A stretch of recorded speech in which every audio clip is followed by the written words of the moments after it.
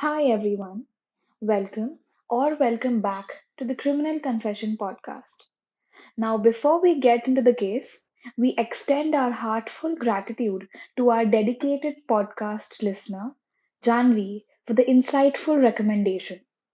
Thanks to you, we're able to delve into a thought provoking episode. The case we have for you today is not just about life, it's about death. The case is about what happened after the brutal incident. The Aruna Shanbaug case was diverse and shaped by cultural, religious, ethical, and personal beliefs. The case continues as a reference point for discussions around patient rights, medical ethics, and end of life care in India and beyond. Aruna Shanbaug, a case whose painful screams echoed in the Supreme Court, and at the end of this episode, you might hear them too.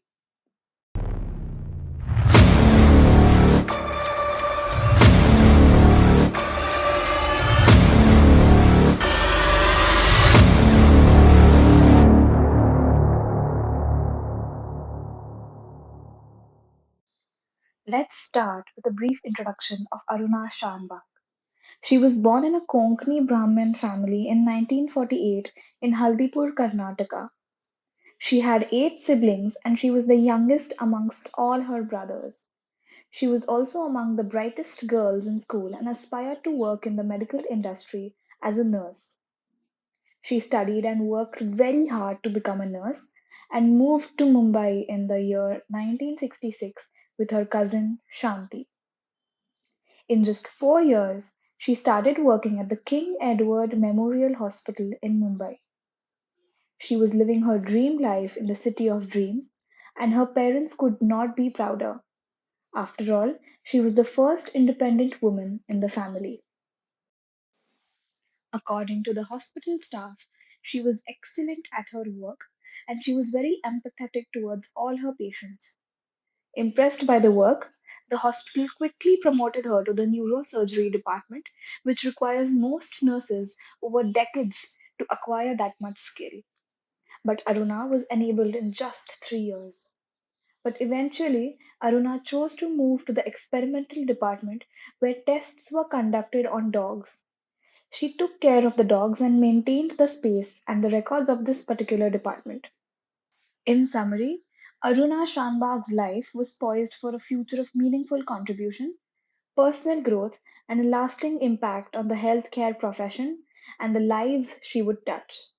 Her dedication and enthusiasm were indicators of the positive trajectory her life was taking before unforeseen circumstances intervened. Dr. Desai rushed to the hospital that morning. His life was shattered when he saw Aruna on her deathbed. They were engaged and were going to get married in a few months. Dr. Desai said, I was shattered when I saw her. She looked nothing like Aruna. The radiant smile was missing on her face. Being a doctor, I knew what happened to her. What had happened on the fateful night of the 27th of November in 1973? Let's find out. Aruna, then 25 years old, was sexually assaulted by a male sweeper, Sohanlal Valmiki, on contract at the King Edward Memorial Hospital. The attack occurred while she was changing clothes in the basement of the hospital. He choked her with a dog chain and raped her.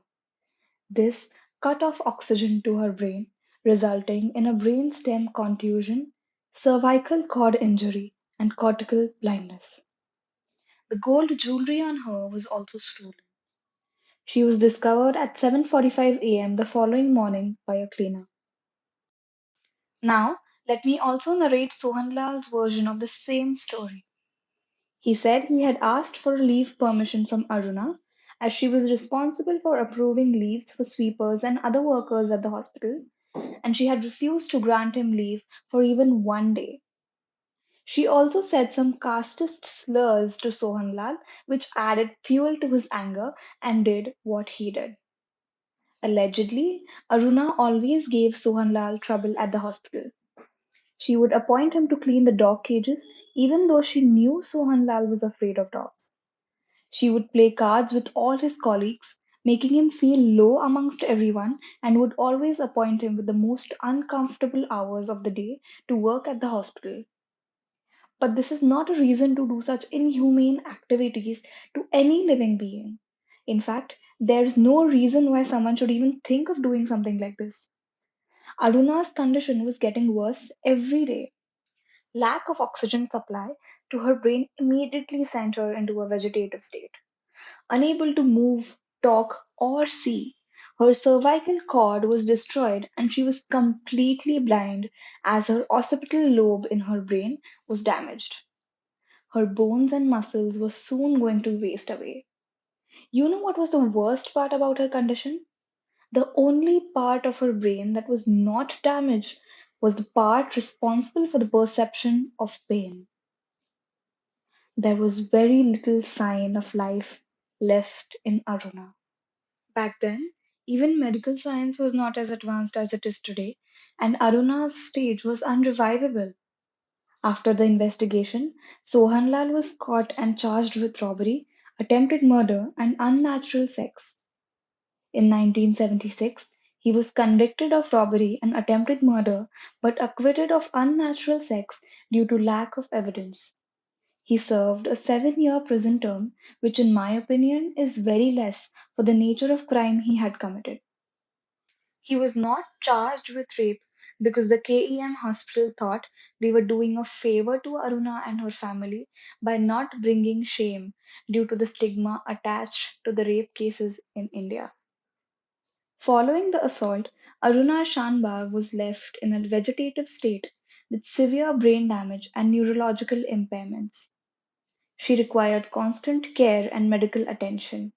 The hospital staff, particularly nurses, took on the responsibility of her care.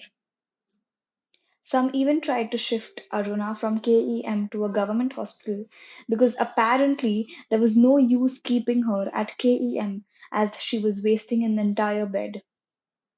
The nursing staff in Mumbai protested against this and kept her at KEM and took care of her like a mother does after her own child. In 1991, journalist Pinky Virani filed a public interest litigation or a PIL in the Supreme Court of India seeking permission for passive euthanasia or basically withdrawal of life support for Aruna Shanbag. The case raised important questions about the legality and ethics of euthanasia.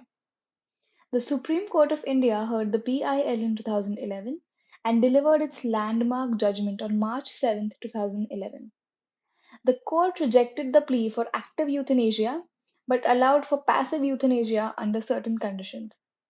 Now you must be wondering where Sohanlal Valmiki went. He was released from prison in 7 years, has no remorse of what he did, and moved to his hometown with his wife and children with a new name. To watch his exclusive interview with a news channel, go to our Instagram at criminal confession underscore. Aruna Shanbag continued to receive care at King Edward Memorial Hospital until her natural death by pneumonia on May 18, 2015. Her funeral was performed by the hospital nurses and other staff members. Her death brought closure to her long and tragic ordeal.